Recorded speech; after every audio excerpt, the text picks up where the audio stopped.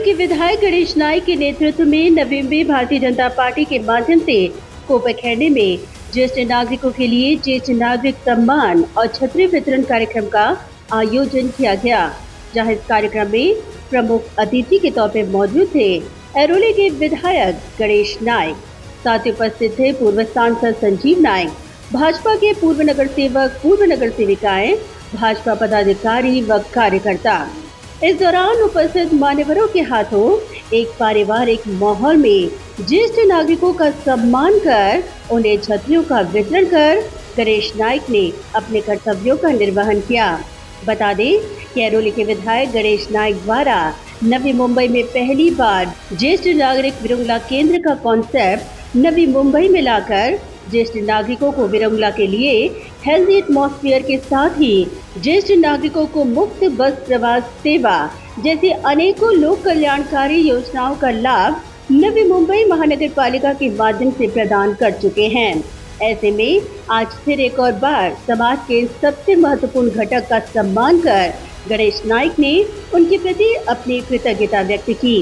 इस दौरान पत्रकारों से बात करते हुए गणेश नाइक ने कहा कि अब से जनता की समस्याओं के निराकरण के लिए हर 8 दिनों में ऐरोली के बाद अब कोपरखैरणे में भी जन संवाद का आयोजन कर नियोजनबद्ध तरीके से महानगर पालिका के अधिकारियों के माध्यम से समस्या का निराकरण किया जाएगा।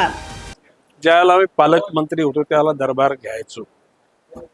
मधल्या काळामध्ये हा कोविडचा कालखंड फार अतिशय भयानक गेला, त्याच्यामुळे लोकांशी एकरूप मनापूर्वक होता नाही आला।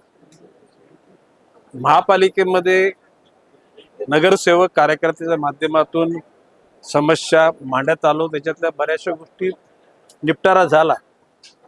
पाण्याचा पुरवठा होत नाही, वीज नीट नाही, स्वच्छता नाही, आणि म्हणून मी असं ठरवलं की आता ऐरोली, घनसोली, कोपरखैरणे या ठिकाणी दर 8 दिवसांनी जनता दरबार घ्यायचा आणि कार्यकर्त्यांच्या माध्यमातून लोकांच्या व्यथा लिखित घ्यायची।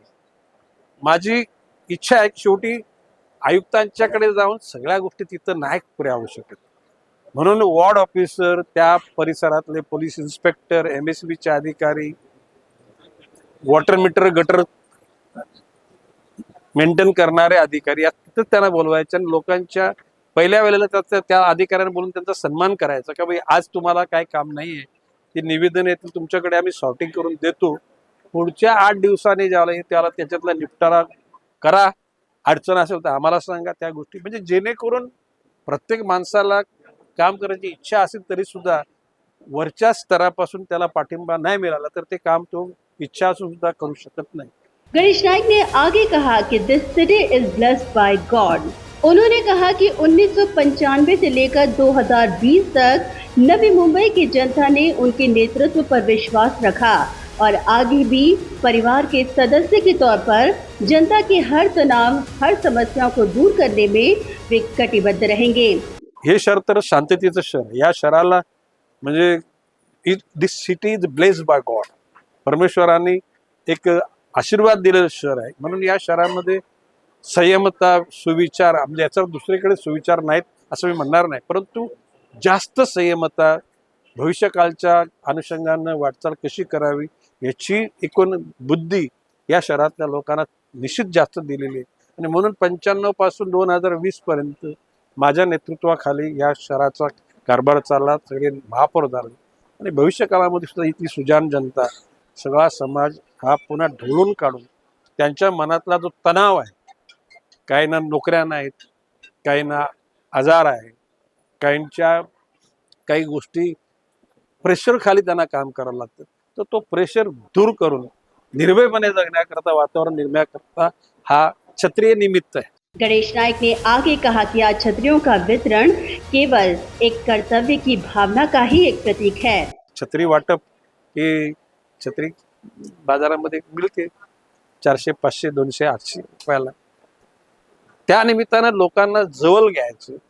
तरुण वर्ग, विद्यार्थी वर्ग, प्रौढ, ज्येष्ठ, आता या हिंदुस्थानमध्ये विरंगुला केंद्र हे फक्त नवी मुंबईत झालं, गार्डन मध्ये बांधकाम करायचं मी स्पेशल परवानगी घेतली, विरंगुला केंद्र तिथं ते मस्त बसतात, सिनियर सिटीजन कॅरम खेळतात, पेपर वाचतात, चेस खेळतात, टीव्हीवर न्यूज बघतात आणि थोडंसं थकान झालं तर परत गार्डनमध्ये जाऊन परत फिरत.